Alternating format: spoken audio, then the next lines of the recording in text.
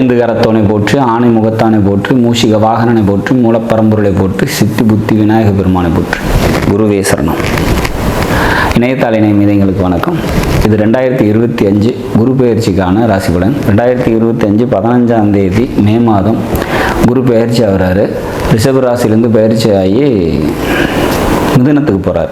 சரி, இது எந்த வகையில் மாற்றங்களை நன்மைகளை ரிஷபத்துக்கு தரும், அதாவது ரிஷப ராசியில் பிறந்தவங்களுக்கு தரும் அப்படிங்கிறத பார்க்கலாம். ரிஷப ராசியை பொறுத்த வரைக்கும் இது வரைக்கும் ஜென்மத்தில் குரு இருந்தார். குரு ராசியிலே சஞ்சரிக்கிறது ஒரு சிறப்பு தான் அப்படிங்கிறத நம்ம சொல்லித்தான் ஆகணும். ஏன்னா 5ஆம் வீட்டை பார்ப்பார், 7ஆம் வீட்டை பார்ப்பார், அதை பாகிஸ்தானத்தை பார்ப்பார். இதனால் அந்த அவரோட பார்வையினால் பல நன்மைகளை இது வரைக்கும் அமைச்சிரும். இது இப்போ 2ஆம் வீட்டுக்கு வர்றாரு. 2ஆம் வீட்டுக்கு வந்தால் என்ன மாதிரியான பலன்களை தருவார் அப்படிங்கிறத பார்க்கலாம். 2ஆம் வீட்டில் இருக்கும்போது 6ஆம் வீட்டை தன்னோட 5ஆம் பார்வையை பார்ப்பார். அப்போ தாய் வழி சொந்தத்தால் நன்மைகள் ஏற்படும்.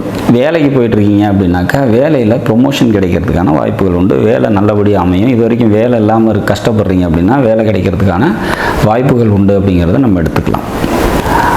6ஆம் வீடு தைரியம், தன்னம்பிக்கை, வீரியம் இதெல்லாம் அதிகரிக்கக்கூடிய வகையில் சூழ்நிலைகள் அமையும் அப்படிங்கிறதையும் நம்ம எடுத்துக்க முடியும்.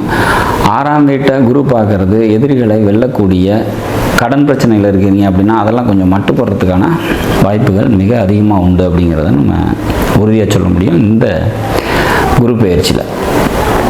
சரி, அடுத்ததாக 7ஆம் பார்வையை உங்களோட 8ஆம் வீட்டை பார்க்குறாங்க. 8ஆம் வீடு ஆயுள் ஸ்தானம் அல்லது வெளியூர் பயணம், இடம் மாற்றம் இந்த மாதிரியான விஷயங்களை குறிக்கிறதுனால இதெல்லாம் சுமூகமாக நடக்கிறதுக்கான வாய்ப்புகள் உண்டு. உடல் ரீதியான தெளிவு ஏற்படும் அப்படிங்கிறத நம்ம எதிர்பார்க்கலாம். சரி, அடுத்தது பாக்கியஸ்தானம், அதாவது 9ஆம் பார்வை அப்படிங்கிறது, பாக்கிய பார்வை அப்படிங்கிறது குருவுக்கு உண்டு. அந்த பாக்கிய பார்வைங்கிறது உங்களோட தசம கேந்திரத்துக்கு, அதாவது ரிஷபத்துக்கு 10ஆம் வீட்டுக்கு விழுது.